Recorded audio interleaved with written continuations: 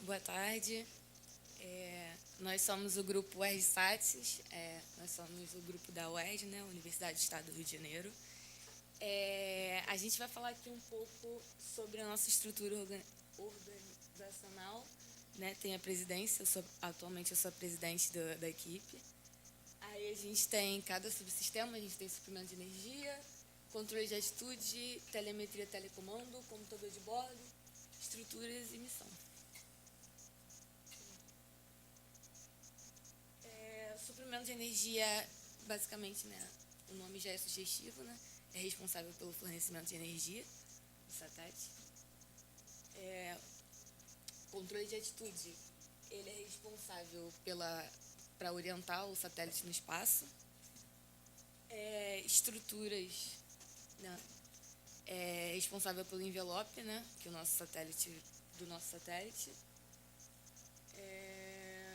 Computador de bordo, que é a parte que atualmente eu trabalho, ele é responsável por pegar todos os dados dos subsistemas e fazer essa comunicação entre os outros subsistemas.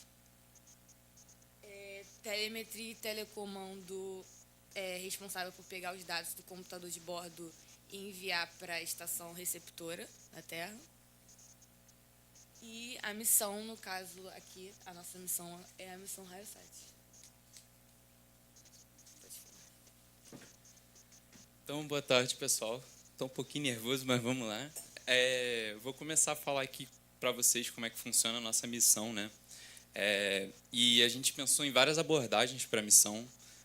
Não foi só uma, que foi nossa abordagem final, que foi a funcional.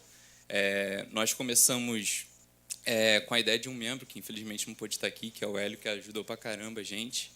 E ele começou a fazer alguns testes com um Arduino que a gente tinha lá, que era o Portenta, que é um Arduino com câmera. E daí a gente tentou fazer uns códigos para meio que, como só tinha tipo raio e nuvem nos GIFs, né? Tipo, era uma coisa bem destacada o raio, ele tentou aumentar o contraste da imagem para facilitar a segmentação. Ele fazia uma coisa parecida com isso. Só que acabou que a gente não conseguiu fazer por essa forma, e daí a gente mudou um pouquinho a abordagem, e daí a gente foi para a segunda. A segunda que a gente fez, a gente tentou implementar utilizando, em vez do OpenMV, que era com Portenta, a gente foi para o OpenCV, assim como a maioria fez, né? Que a gente pegou e foi fazer o código em Python, e daí a gente fazia o seguinte, a gente pegava cada frame, né? Então lá a gente recebia um GIF, e daí a gente pegava esse GIF e dividia em frames. A gente tinha uma contagem de frames, né? Tinha, sei lá, 117 frames.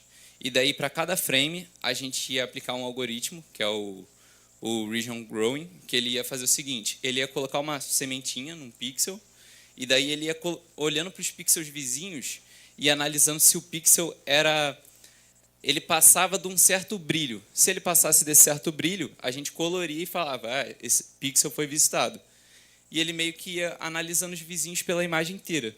Só que tem um problema, você fazendo isso para cada pixel, não é um algoritmo computacionalmente eficiente. Então, acabou que, quando você rodava ele para vários frames, que era o nosso caso, ele ficava muito lento, e daí o tempo para passar de imagem para imagem era absurdo, né? Para o GIF menorzinho, ele funcionou muito bem, e ele conseguia, basicamente, você pegava o contorno, né, calculava lá o momento, e conseguia obter o centroide, né? Apesar de alguns erros no início, foi tudo modificado para que funcionasse, estava funcionando. Infelizmente, não tem aí o vídeo, né? Tem vídeo aqui no celular, não vai dar para mostrar, mas... E também tem no computador. E era isso, o segundo código, só que ele tinha esse problema de ser muito lento. E daí a gente voltou, né, para aquela primeira abordagem, né, que o Hélio estava tentando. E daí a parada foi que a gente fez o seguinte, a gente voltou lá para o Portenta, e daí a gente deu mais uma pesquisada. Nessa pesquisada, a gente caiu lá nas documentações e encontrou uma documentação de exemplo que mostrava como que você achava objetos utilizando o Portenta, né? E, basicamente, a gente pegava a imagem em preto e branco, né? E daí isso também tornava menos custoso, né? Como era só raio, você só tinha que ver tipo onde que estava brilhando muito e onde que estava brilhando pouco, né? Dava para fazer tipo a segmentação ali usando preto e branco. E daí a gente usava um negócio que era uma função que tem lá na documentação do OPMV, que é o find blob. E daí basicamente ele vai botar isso num vetor, né? Um vetor de blobs para cada frame. Então, para cada frame, ele cria esse vetor de blobs, que seriam, sei lá, os círculos de onde estão os raios. E daí ele vai percorrer aquilo ali e vai olhar se a gente encontrou um raio maior do que os raios anteriores. Só que a gente também pensou em duas abordagens para achar o maior raio anterior. E a gente escolheu por fazer uma que a gente não verificava num vetor, porque se a gente verificasse num vetor, a gente precisaria de olhar para todos os frames anteriores, o que seria muito lento também. Então a gente olhava o seguinte: estou no primeiro frame, ok, é o maior raio agora. E daí, quando eu vou passando de frames, se eu achar um raio maior do que eu achei anteriormente, eu atualizo e falo, esse daqui é o maior raio. E percorro normalmente os frames, sem ter que jogar tudo para um vetor e depois ficar comparando, né, para não ser algo muito lento. E daí, essa abordagem funcionou muito bem, né? Basicamente, a gente definiu um threshold, que era um limiar de a partir de quanto de iluminação aquilo ali seria um raio. E daí, quando aparecia lá na câmera, ele falava, isso daqui é um raio. E daí, além disso, né, tinha lá no próprio OPMV, tinha uma abordagem bem fácil de poder pegar os centroides, né, porque você tipo tinha esse blob e você botava tipo blob.x, e ele já te retornava o x daquele objeto, e o y também. Então, a parte de encontrar os centroides foi tranquila. E daí a gente pegava esse x e y e desenhava um círculo na tela justamente naquele pontinho. E daí ficava tipo o raio com o centroide desenhadinho, né? E fazendo sempre essas verificações. Uma coisa que teve de problema, né, é que quando você mexe um pouquinho a câmera, você pode ter um problema dele achar que você está vendo outro raio, mas ele é o mesmo, né? E daí, quando eu fui fazer a comparação, né, eu coloquei uma certa tolerância. Então, tipo, eu, além da maior parte, tudo que eu podia comparar por área, eu comparava, porque ficava o mesmo número de pixels lá, né, para evitar problemas. E também, quando ele dava alguma disparidade, mesmo sendo o mesmo raio, né, tinha uma funçãozinha que falava, ó, se estiver dentro dessa faixa, ele ainda é o mesmo raio. Isso funcionou bem. Além disso tudo, a gente conseguiu pegar esses dados, né, e escrever no Art, né? Então, a gente escrevia esses dados e daí eles estavam prontos para que os outros subsistemas pudessem consumir ou utilizar aqueles dados para o que eles quiserem. E essa parte do portenta, né, a gente utilizou o Art, né, só adiantando, não é a minha parte, mas ele era um dos slaves que a gente tinha, né? Tinha um master e 3 slaves. Ele era um dos slaves. E daí, basicamente, a atribuição dele era o seguinte: escreve no barramento. E daí ele escrevia, e daí escrevia com um identificador. Tipo, a gente botava lá 3, 2 pontinhos e alguma coisa escrita. Quando o master recebia e via que era 3, ele já sabia que estava vindo do portenta, justamente porque tinha um identificador. Aí era só fazer um split da string para separar e falar, tá, ele vem daqui. E daí as outras coisas para os outros slaves. Cada slave tinha um identificador. Então, o slave que enviava 2 ia ser outro. E daí o master ia splitar a string e falar, quem que é esse cara? Beleza, como está 2, é o seu endereço dele. Essa foi uma abordagem que a gente utilizou para poder comunicar. É isso.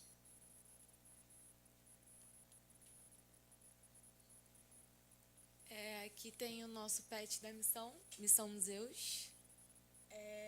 O raio, né, representando a missão Raio Site, e Zeus, o deus grego dos raios. Suprimento.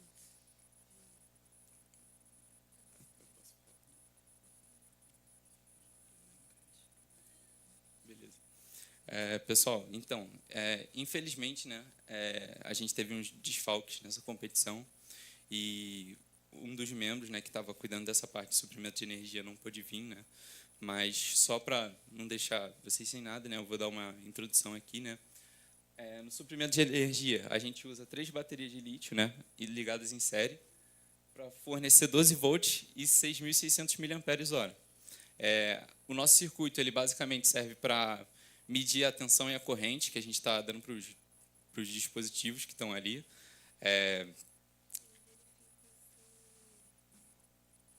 Ele verifica se os painéis solares estão carregando a bateria ou não. Sim, a gente tem... Tá no outro, a gente está dando spoiler, mas a gente tem aqui o circuito que a gente usou para testar, né? A gente colocou os painéis, né? A gente montou esse circuito e a gente testou meio-dia lá na faculdade para ver se realmente eles estavam carregando ou não.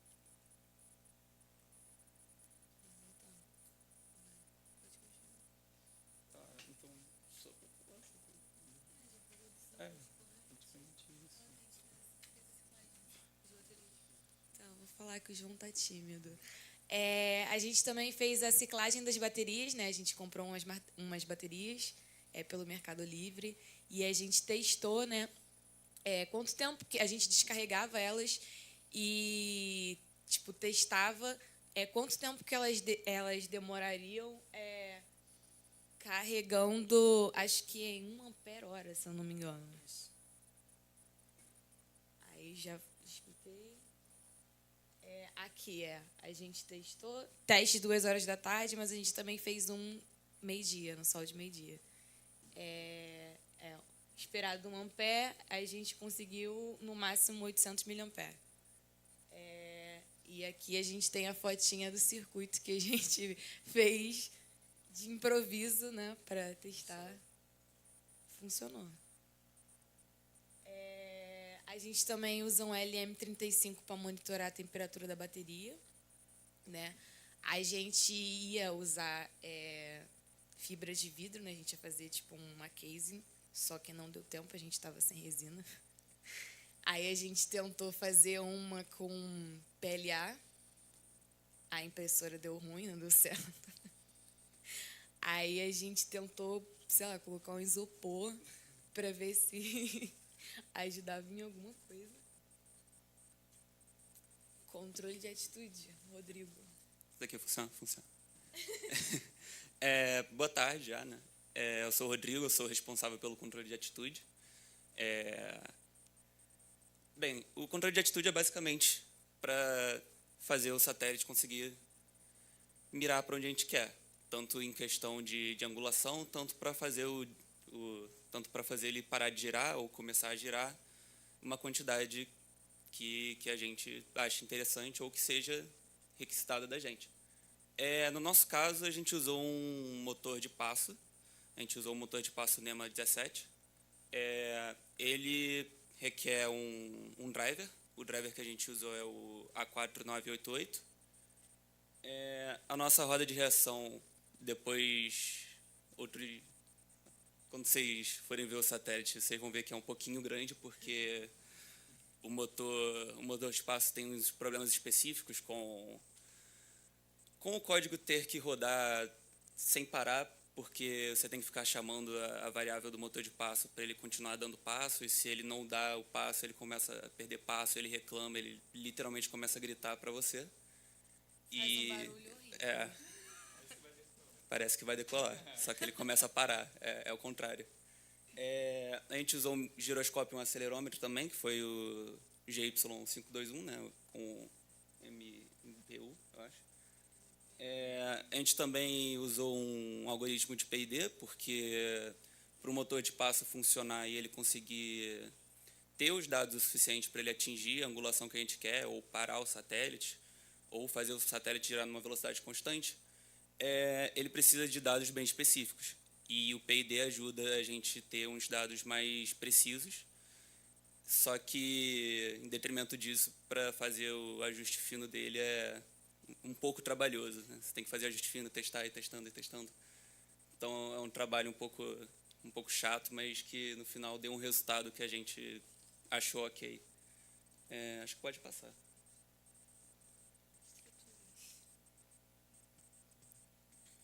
Boa tarde. Então, nossa estrutura é inteiramente em 3D, em PLA, no caso, o material. E a gente ia usinar com alumínio, mas infelizmente não deu tempo, teve muito... Como a gente não tem CNC lá, a gente tinha que fazer manualmente e acabou dando muito problema, broca quebrava, a peça tirava demais, e aí tinha que voltar com uma outra peça, e no fim não dava. Aí desistimos e fizemos inteiramente em 3D, no Solid, E a gente, no mecanismo, a gente usou um fio de níquel cromo para a abertura dos painéis. São 2 fios de nylon ligando os lados opostos dos painéis e fazendo uma cruz no meio do satélite que fica enrolada no níquel cromo. E aí, quando passa a corrente pelos 2 eletrodos ali, mais ou menos, acho que precisa de mais ou menos uns 3 volts para já chegar a uns 300 graus por aí e derreter o nylon. E aí, ela, com a pressão das molas, das dobradiças que a gente botou, ele solta os painéis e fica em 90 graus. Porque a gente colocou um limitador também usando um fio trançado que limita ele em 90 graus. Para fazer o acionamento desse mecanismo dos painéis, a gente usou um relé. Então, se eu não me engano,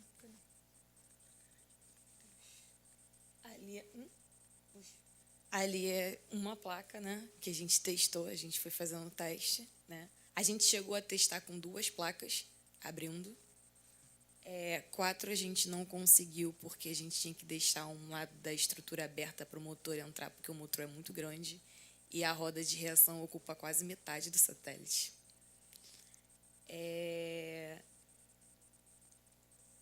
Vou falar um pouco como a comunicação fala. O João já deu spoiler de basicamente tudo, mas eu vou explicar de novo. A gente usa comunicação serial, tá? Entre os microcontroladores. Basicamente, a gente tem um Arduino MKR One 1300. Ele é o master. E a gente tem 3 slaves. 2 Arduinos Nano e um Arduino Portenta H7, que é o da missão. O Portenta, ele tem um shield, o Vision Shield, que é o shield da câmera. E ele foi o mais chato para a gente conseguir fazer a comunicação serial. A gente conseguiu, comemoramos muito, inclusive. Mas como que funciona? Cada slave tem um endereço e toda vez que ele vai enviar também uma mensagem para o master tem um endereço específico em cada slave. Então, tudo que a gente faz no satélite, todas as informações que a gente tem no satélite, a gente pede via telecomando.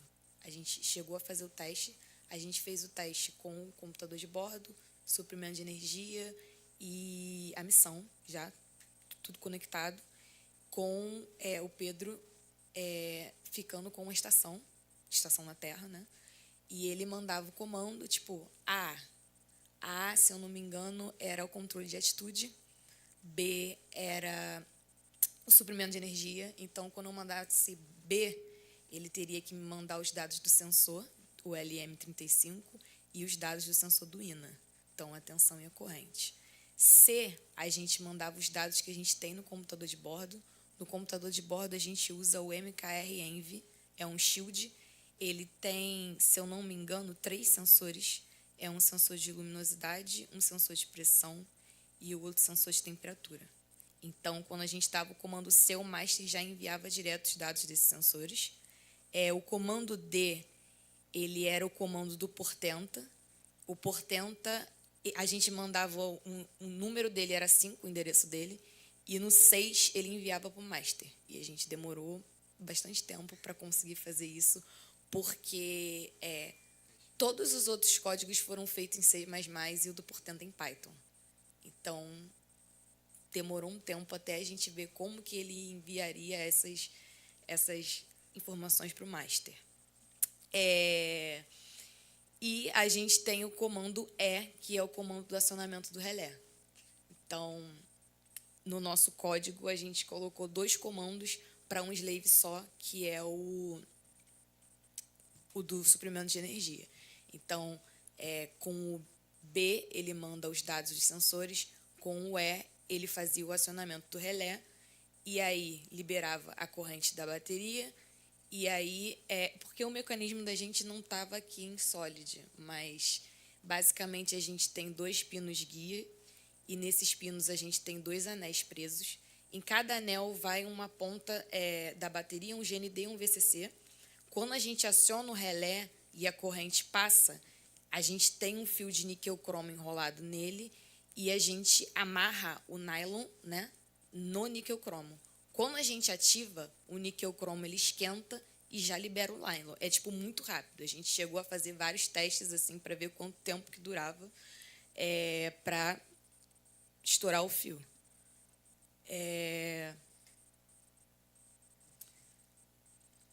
Bom, na parte de telecomando e telemetria, como já foi falado, a gente tinha 2 partes separadas.